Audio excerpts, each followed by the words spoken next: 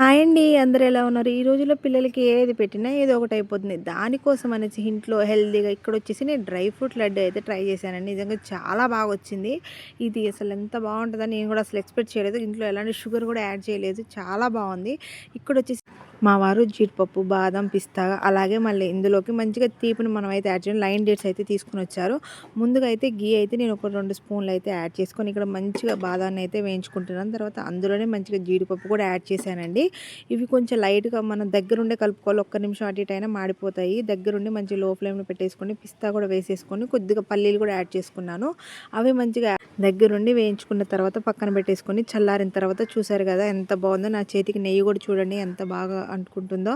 పిల్లలకి ఇది హెల్దీ అండి. చాలా ఇందులో ప్రోటీన్ కూడా ఉంటుంది కాబట్టి హెల్దీగా తింటారు. నేను ఇక్కడ కొంచెం బరకగా పట్టుకున్నాను. చిన్న చిన్న ముక్కల్లా కట్ చేసి చేస్తే గ్రేప్స్ ఎక్కువ తినడండి. అంటే ఇట్లా ఊసేస్తాడు అవి బైట్స్ లాగా వస్తాయి కాబట్టి.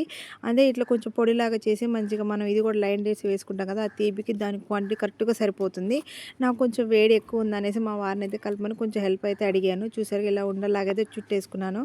నిజంగా డ్రై ఫ్రూట్స్ లడ్డు నిజంగా చాలా అంటే చాలా బాగుంది. నాకైతే చాలా బాగా నచ్చింది కూడా. మీకెలా ఉందని కామెంట్ చేయండి. వీడియో ఇంక నచ్చితే లైక్ అండ్ షేర్ అండ్